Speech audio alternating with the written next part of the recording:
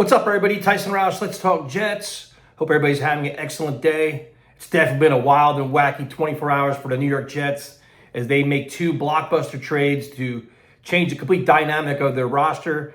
And it's really interesting to see the reactions from the fans and media alike. I apologize for not doing more content or longer content. Work has been crazy for me. I got so much stuff going on, so I try to sneak in videos when I can. But the reactions have been interesting. And from a fan perspective, I completely understand it when people are disappointed you trade away Sauce Gardner and Quinn Williams. We all want our homegrown talent to succeed. We want them to thrive here, win here, make the playoffs, experience the highs of New York City and all the fanfare and the passion of the fan base. And it's disappointing. Like you see, you have moments. You had like Sauce with the cheesehead in Green Bay. You had the Quinn Williams play where he mauled Tyreek Hill. Even going back to the Jamal Adams days, and it's difficult to see them go. But then you realize the state of this organization, where they're at, they're not one player away. They have to be as resourceful as possible to find as many ways possible to get an influx of legitimate talent, and a lot of it. So when you make moves like this, while it's taking a step back, especially for those that have season tickets where like this season sucked already, now you're taking away two of the best players, it's probably going to get a lot worse as the season goes along. You're taking a step back to ideally and hopefully move forward. And that's the whole vision here. It's the question if you want to trust Aaron Glenn and Darren Muji is fine. From a front office perspective, you got to really like the way Muji's been dealing with the trades. They have a surplus of draft capital now and a surplus of cap space where this organization is in an ideal place to make a big impact next year. And you're eliminating a lot of excuses because now it's like you had the year to identify and analyze and evaluate all your talent. You figure who can stay, who can go. You're weeding all that out, and now you have the ability to bring in your own guys and say, this is our new culture, this is our new leadership, this is our new direction. And if it works, great. If it doesn't, you're set back in a couple of years. But yeah, I understand the blueprint. And again, it's not easy. I go back to the days when Parcells traded Keyshawn Johnson, he traded Hugh Douglas. I was pissed. I'm not saying this front office is anything like Bill Parcells. But over the years, we saw Revis, Jamal Adams, you saw all these players go, and it's frustrating, it's annoying, but it's like, all right, what are we getting in return? And how you use it is what matters most.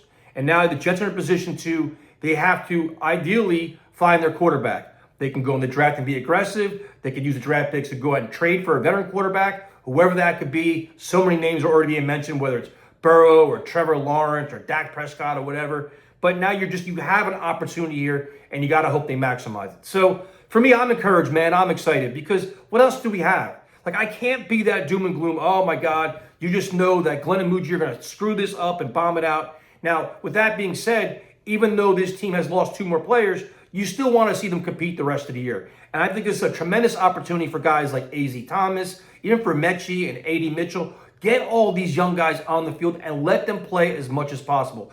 While you're evaluating your veterans, evaluate your rookies, evaluate these young players to identify what could be a piece to the puzzle moving forward. So if the Jets are hungry and competitive and they're losing young, it's completely cool. But if you keep trotting out the Alan Lazards and players like that, where you know they're not going to be here next year, you're kind of wasting your time, man. So I'm encouraged, man. I'm excited. I'm looking forward to the future because that's all we can do as Jet fans. I can't be like, it's going to fail. Now we just try to assess and figure out the best blueprint for success. You're evaluating the college quarterbacks. You're evaluating the wide receivers. And you understand that this is not a 1-year fix. It's confirmed now that Aaron Glenn's not going anywhere after this year. But I will say this. I think I said it on the stream last night as well.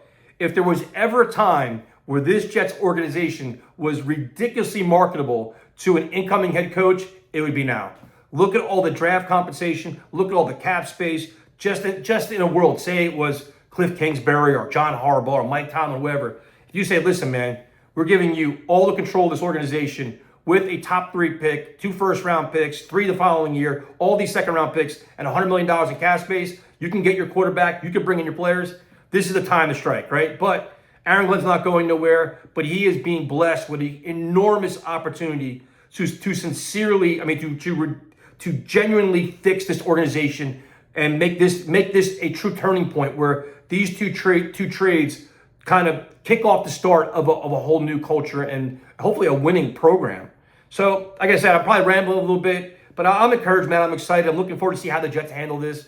I think having Rick Spielman in the building is a good thing. I'm hoping that we see a lot of competitive games going forward where the young guys really start showing up. Mason Taylor, Aaron Smith, guys like that. And then once the season's over, I'm hoping that Aaron Glenn is true to himself and evaluates how his coaching staff really performed. And if you have to make a change on either side of the ball, don't be scared to do it. If you're willing to trade Quinn Williams and Sauce Gardner, don't be scared to fire a coordinator or a coach like that. Like, you can't be about egos. It's got to be about what's best for the organization, and it's got to be all about winning. If that means bringing in some kind of consultant for Tanner Engstrand, especially if you have a young quarterback in the building, which I would beg of that, or like a legit quarterback guru to come in the building and help out. I would hope that's the case, but you hope that's the plan.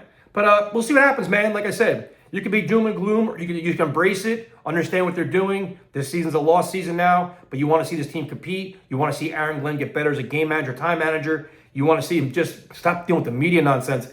And then once the all-season starts, see their true blueprint to success. And hopefully it includes a quarterback, a wide receiver, and legitimate explosive playmakers on both sides of the ball. I'll talk to you later.